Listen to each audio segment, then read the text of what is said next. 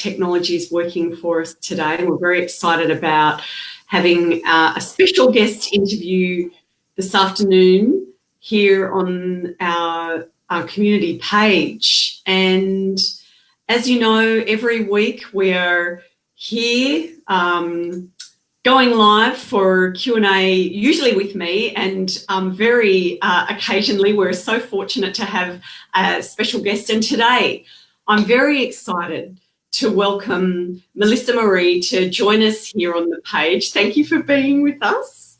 Thank you, Leigh.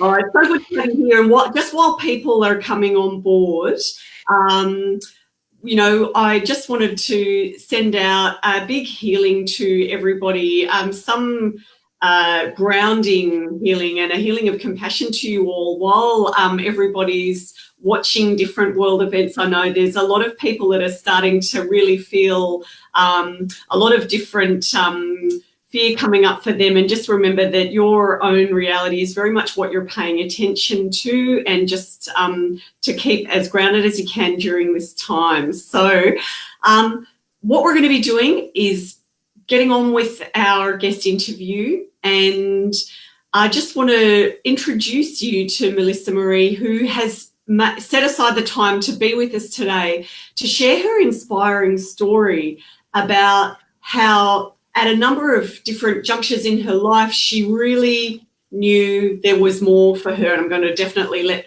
Melissa explain. Melissa's the founder of a group named Lotus Becoming, which is very much focused on facilitating the healing and empowerment of women who are overcoming adversity after abuse. And today Melissa's going to share the story about her own important pivotal points in her life that really made her the woman that she is today, the inspiring woman that she is today. Melissa is from New Zealand, and I'm feeling very global today, and has absolutely discovered how to heal herself by really, she'll take you through it, but very much around owning her own power that we all have, and healing herself through her own trauma and years, like a decade of medicated depression and not being in her power at all. She was drawing on her spiritual toolkit and that of her highest level guides, and along with her family and community who all took her on that road to recovery and empowerment. So thank you so much for being here with us today. You have a very, very special story. And I can remember when we first met way back around 2018. It feels like centuries ago when I think about who you've become over this time. And can you share a little bit with us to get started, a bit about how you originally came to study energy healing and impacting people's lives, and the NES bioenergetic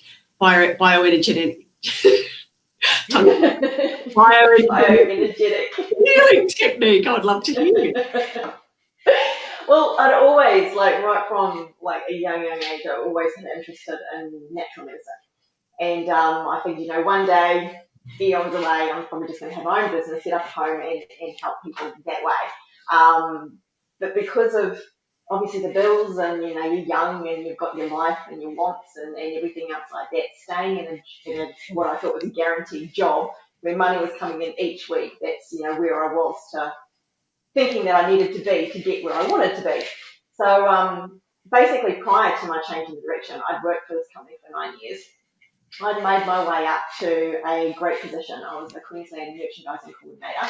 I trained managers and business development managers, and it was just implementing the standards that were rolling out right across the stores through Queensland and the top end of New South Wales. So at that time, I was in my dream job. I was travelling and I was just in love with my job. Wow. In 2013, I was made redundant due to a massive change in the company direction, along with 26 other people from the office. It was a direction that they just ended up selling it. And I realised that, after 9 years of committing myself to this company, that actually there was never any job security. So true. So working for somebody, no job security. But during this time, in 2012, I discovered what Reiki was. I was going to my nail lady, and I had this little bloody nose to tail collision. It was a whole like 5 kilometres an hour sort of thing. But I still got whiplash on my face, off my face, and everything. And I was telling her about this when I got there. And she's like, "Phil, jump on my table and I'll give you a treatment." I'm like, okay. So I'm on a table and she's administering Reiki to me. And like she had her hands around my neck and they were just hot. Like they were on fire. This heat that was coming from her hands. Oh, goosebumps. And, I know me too. And I literally felt my neck muscles just like untwist and unlock and elongate, and it was like, oh my god! Like in that instant, I was just pain free. So good. And it was like, I want to know how to do this. It was just kind of like one of my first things in healing that I had ever known about. Like I'd always told you go to clairvoyants and card readers and stuff like that. That everyone was like, such healing hands. I'm like, I don't know what that means. Did you say that to you? Yes, every single one of them. Yeah, and I was like, no idea what that means. But yeah, obviously I found out what that means. So shortly after that, I actually moved to the Sunshine Coast, and I looked up Reiki training, and I met this most amazing, wonderful, beautiful spiritual healer, Reiki master guide. She's just amazing. And she was the one who actually began my training on spirituality and my journey, and she's become a wonderful friend from that. So basically with my redundancy pay, I began studying natural medicine in all its forms that I was drawn to. So it was massage, Kahuna massage, crystal light work, DNA activation, all of my Reiki levels to master, holistic counselling, and every single one of them drew me further into discovering who I was and opening up my spiritual powers in their own unique way that they are. And like, so for instance, for massage, through doing that, I found out that I was an empath. And in my ability of empath, I could actually feel people's pain within their body, within my own body. And I would then somehow, like I didn't know, brand new to this, draw it out of their body to relieve them of the pain. And then with DNA activation and meditation, you're asking a question of, seriously, why are we here? I answered my own question. And it's like, oh my God, and then the Reiki opened me up when I did my levels of Reiki. Like I used to go to meditations and sitting there and everyone's like, oh, I saw this and I saw that and this was coming through. And I'm like, yeah, I don't know what you're seeing. And I see nothing. And it's like, it's all woo-ha sort of stuff. Yeah. But I did, after my first attunement in Reiki, I was laying there and we were doing this meditation. And I saw, the first thing I saw was this lotus flower blossoming up out of this murky water. Oh my goodness, that's the most beautiful universal metaphor, isn't it? Totally, absolutely. And it was just like, oh my God, I now get it. It was just amazing. And then through a friend of mine. Sorry? Did that just take your breath away in that moment? Oh, totally. It just makes me excited. Like I get like any little thing that happens like that. It's like, oh my God, this is so cool. It's just, everything is just so exciting. Yeah, and that confirmation. Yeah. And then a friend of mine put me onto the book Many Lives, Many Masters from Brian Weiss, and like that changed. I guess it didn't change my belief system. I kind of didn't really have a belief system. I knew. Like you hear the thing, you got the Bible, you got all of that sort of stuff, and nothing really sat right with me in a lot of things. After reading that, it was like the home truth hit me. And what was that for you? Yeah. It was just amazing. It was like, I need to do that. I want to know about my past lives. I need that. So Googled a lovely lady on the Sunshine Coast. And she so happened to actually study with Brian Weiss.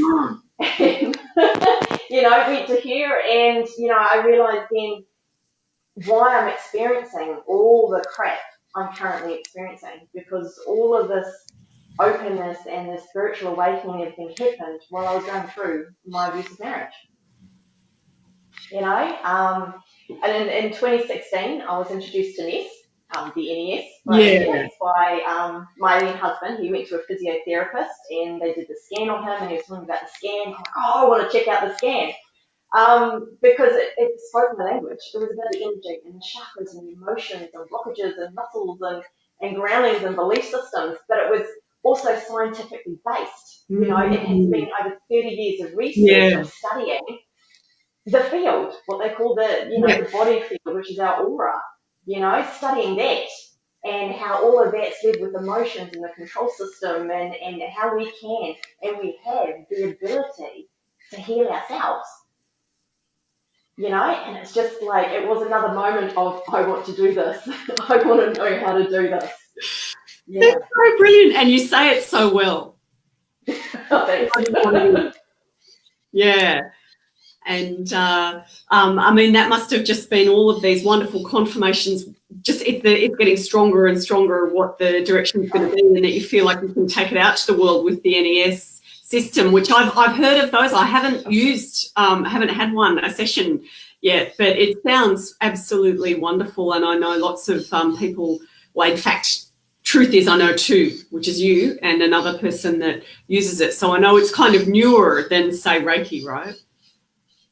Yes, newer than Reiki, yes. But still based on philosophy, because it's based on physics, but it's also based on Chinese medicine. Yep, that's right. Wow. Yeah, so that's way back too, so yeah. Yeah, well, I mean, that's what I want to see more of, is more science and that real testing and evidence-based work around how energy works, because as you and I know, it has such a big impact on our lives and how we can help other people, which is definitely what we were made to do, absolutely. And I can remember when we first met and you were growing the brand in your own practice and using the NES, and you were really stepping into your power and wanting to create that business. And there was a really big crossroad which led to you returning to New Zealand. And I can remember the day when I spoke to you on your way to the airport. And would you like to share what that was like, that homecoming, and then beyond it, putting your tools into, putting your feet down in New Zealand on the earth, and then bringing your tools into your life in a different way there? Well, I mean, it was amazing. Like the support of people I had around me at the time, like for you, for instance, like we had the scheduled conversation that we were supposed to have in regards to my business, and I couldn't cancel it as I was driving to the airport that morning, and I had no idea how to do it, so you just rang. And here I was talking to you in a hugely defining moment of my life, and you were there supporting me for that. It was incredible. I remember it so clearly because I think that you were on FaceTime and I could see you driving. This is an emergency. Wow. And I've got to be strong. Yeah. And oh my God. Oh, no. I know. And it was amazing to have you there by me. It's like, everything happens for a reason. I wasn't supposed to cancel that call with you. Yeah. It's what I needed. And so it kind of came to a moment where I just couldn't live the way I was living anymore. So fleeing was the only thing I could think of, because, I'd gone through every other systematic thing. And, and then when I got here, I had friends here that just opened their home and their hearts and their family to me. And I'm just so forever grateful for their support and everyone around me for that. And they lived in Hawke's Bay and just down probably around the base of Tamata Peak, which is this amazing, quite very spiritual, lot of mana, wonderful mountain. And I began walking, like the first time I took this walk up there, and it was up this path, and there was just these trees all around me, the sun just filtering through the leaves, and so clearly these words of "I'm home" came through to me. Wow.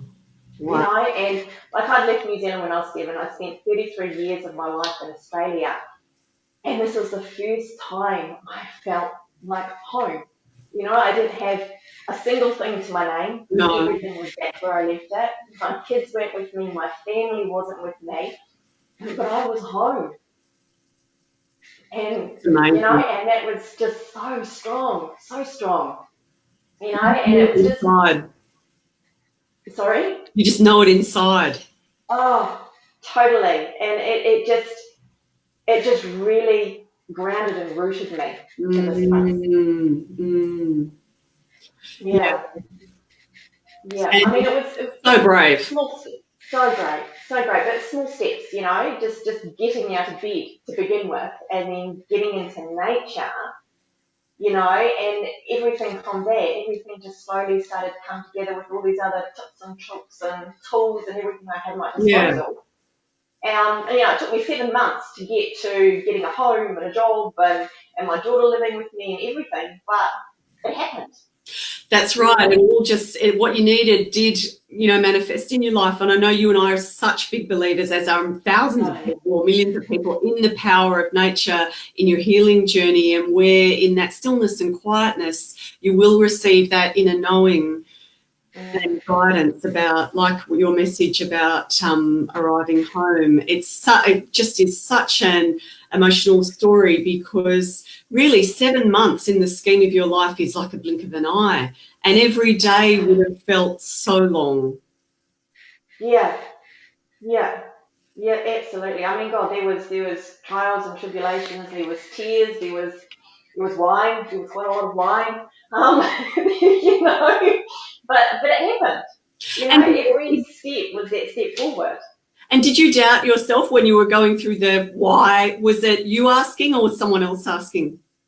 Oh no, yeah, definitely. There was lots of whys, so many whys. I mean, I remember this one time I was sitting like after an abusive conversation, because I was, you know, wanting custody of my son and everything else, and I sat there and I just burst into tears, and I just looked up and I said, why?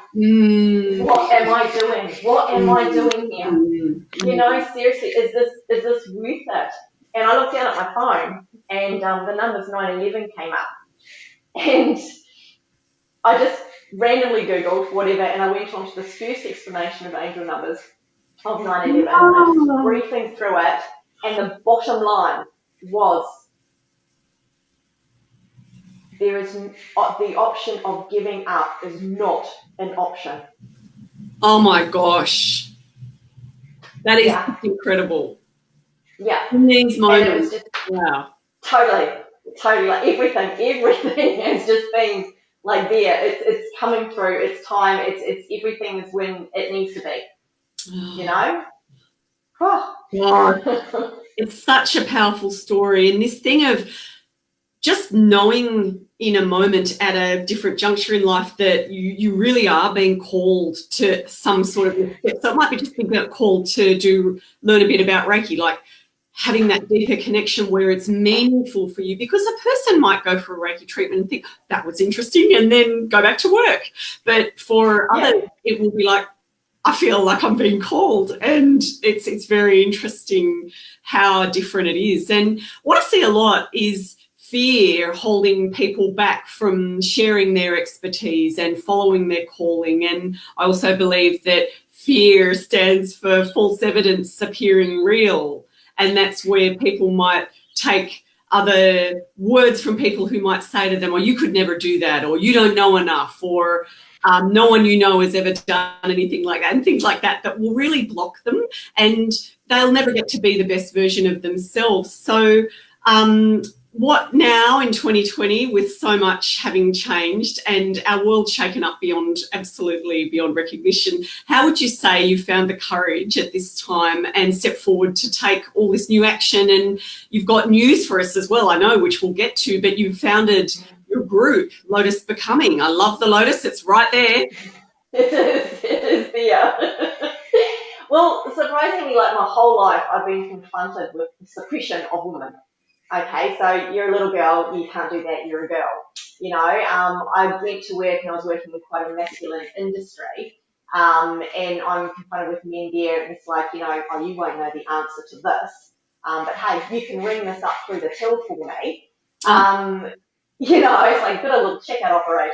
Yeah.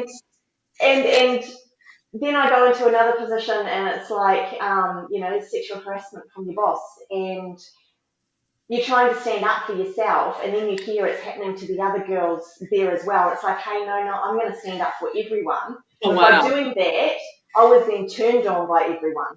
Wow. Because they didn't want to lose their job. They To be didn't revealed. want to Yeah. be treated the way I was being treated from my boss.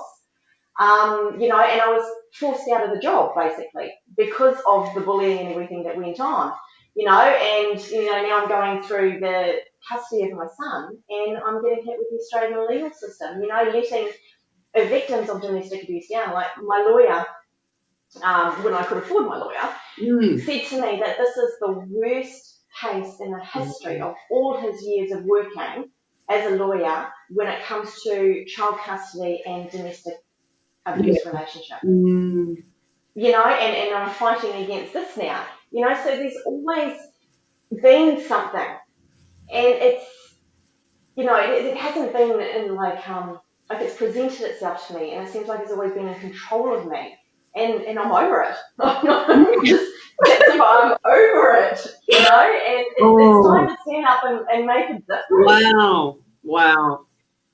But it takes that, doesn't it? That thing where you just think, I just can't let this happen, or something propels you where you stop thinking about it and you go into that, it's like a kind of flow. It's not a graceful flow. It's I'm the fire. It's like the phoenix awakening, isn't it? Or rising. Absolutely. Yeah. I mean, I had Joan of Arc come at my feet in one of my recent Reiki healings, and it's like, whoa, not where I thought I was going to be going at all in my life. And it's just becoming bigger and bigger.